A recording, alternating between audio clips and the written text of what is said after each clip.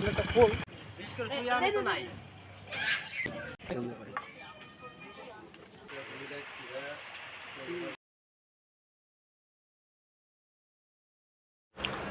আলাইকুম বন্ধুরা, নয়ন ওয়ার্ল্ডের নতুন আরও একটি ভিডিওতে আপনাদের সবাইকে স্বাগতম জানাচ্ছি। তো আজকে আমরা কয়েকজন ফ্রেন্ড মিলে যাচ্ছি হচ্ছে আক্রাইনে।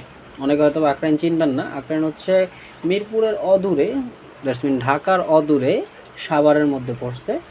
এটা ঢাকার উপজেলা সাভারের মিরপুরের একদম কোলঘেঁষা একটা গ্রাম, যেটা হচ্ছে আক্রাইন। সাভারের ভিতরে পড়ছে বিরুলিয়াতে।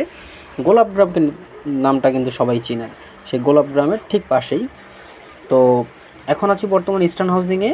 ইস্টার্ন হাউজিং থেকে আমরা সবাই রওনা করছি একসাথে।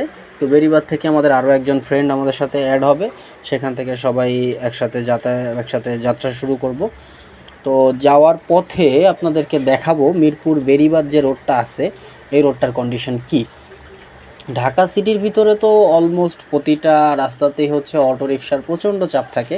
তো এই রাস্তাতে অটোরিকশার চাপটা কেমন, আমি যেতে যেতে বেশ কয়েকটা অটোরিকশা দেখেছি, কয়েকটা গাড়ির চাপ খেয়েছি, এবং শেষমেশ ওই এলাকায় গিয়ে মিষ্টি, তালশাঁস আরও অনেক কিছু খেয়েছি, এবং একটা ভালো বিকাল আমরা স্পেন্ড করতে পারছি। তো যারা মূলত হচ্ছে ঢাকার আশেপাশে বা মিরপুরের আশেপাশে আছেন, একটা ভালো বিকাল বা ভালো একটা ছুটির দিনের একটা ভালো বিকাল কাটাতে চান, তাদের জন্য কিন্তু এই জায়গাটা একটা বেস্ট চয়েস হতে পারে আপনাদের জন্যে।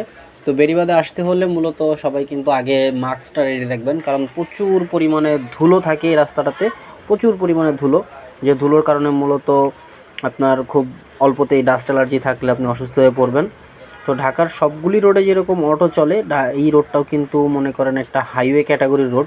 এই রোডটাও অটোরিকশার থেকে হচ্ছে মুক্তি পায় নাই, এবং যতটুকু শুনলাম যে এই রোডে এখন আরও অতিরিক্ত পরিমাণ অটোরিকশা চলে, যেটা মিরপুর 1 নম্বর থেকে শুরু করে সাভার পর্যন্ত কয়েকটা ভাগে ডিরেক্টলি অটো চলে।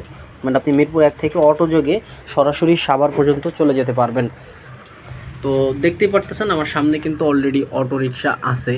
তো এই অটোরিকশাটা মোটামুটি আমার গাড়ির স্পিড অলমোস্ট 30 থেকে 35-এর ভিতরে আছে, এবং অটোরিকশাও কিন্তু আমার সাথে সাথে একই স্পিডেই টানতেছে।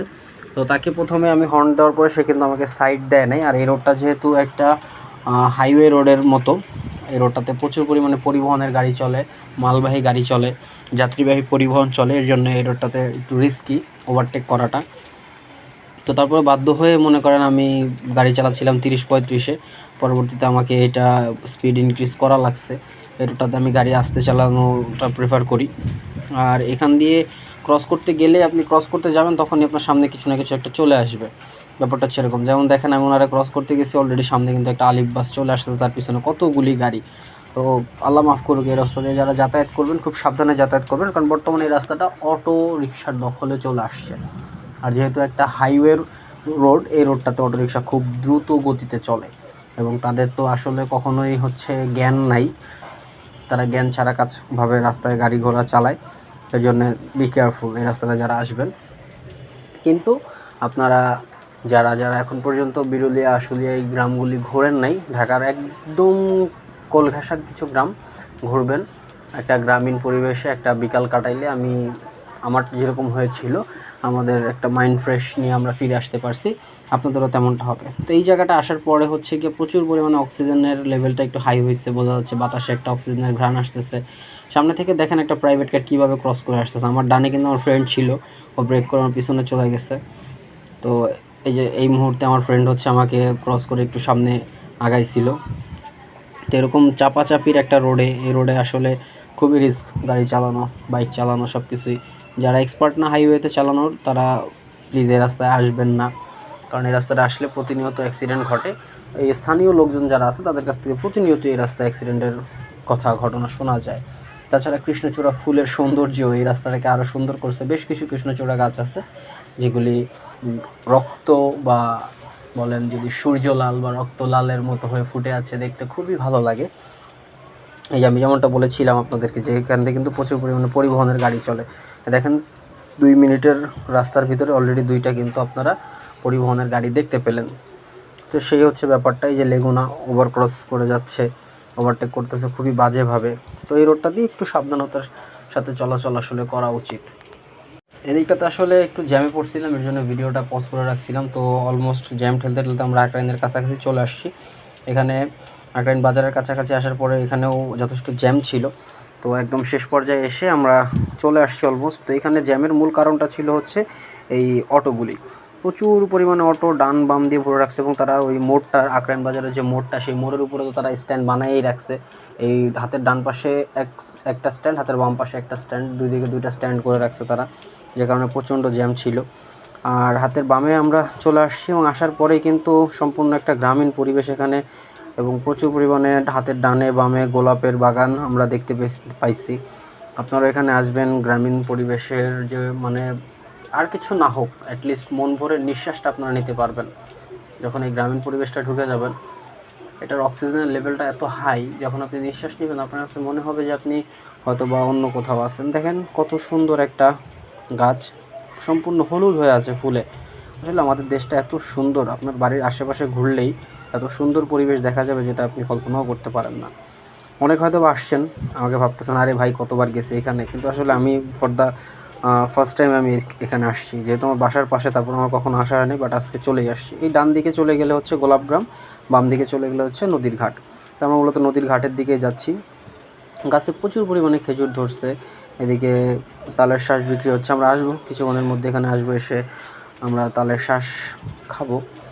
আর এখানে একদম গ্রামীণ হাট বাজারে যেরকম, ওই রকম নদীর পাড়ে একটা ছোট্ট বাজার, বাজারের উপরে একটা বিশাল আকারের বট গাছ। আর ওই যে সোজা দেখা যাচ্ছে ওটা হচ্ছে আমাদের মিরপুর বোটানিক্যাল গার্ডেনে একটা অংশ। আমরা এখান থেকে হয়তো ক্যামেরা দেখা যাচ্ছে না, বাট খালি চোখে স্পষ্ট বোঝা যায় এখান থেকে যে বিমান বাহিনীর একটা রাডার আছে ওইখানে, সেই রাডারের যে অংশটা এখান থেকে স্পষ্ট দেখা যায়। দ্যাটস মিন সোজাসুজি হচ্ছে আমাদের মিরপুর বোটানিক্যাল গার্ডেনের একটা অংশ। তো এখানে আমার বন্ধুরা সবাই একটু হাস্যরস করতেছে, সবাই এসে একটু ফ্রেশ একটা ভাইব এখানে তৈরি হয়েছে। এখান থেকে হচ্ছে মূলত নৌকাযোগে মিরপুর 1-এ যাওয়া যায়, ইস্টার্ন হাউজিংয়ে যাওয়া যায়, দেন 1 নম্বর গোদারাঘাট যাওয়া যায়, বেশ কিছু জায়গায় যাওয়া যায়। এখানটা আসলে গ্রামীণ যে পরিবেশটা এত ভালো লাগে।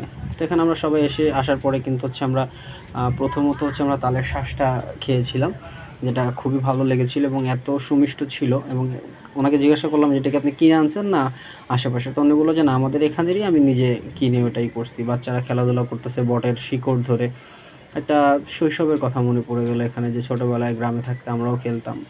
নদীর পাড়ে এখানে প্রচুর পরিমাণে নৌকা আছে, ট্রলার আছে, এগুলোর উপর বসে অনেকে বিকালে অবকাশ যাপন করে। আর কিছু নৌকা, যেটা একটু আগে দেখলেন, ওখানে হচ্ছে যাত্রীরা বসে আছে, তারা মিরপুরের দিকে যাবে এখান থেকে।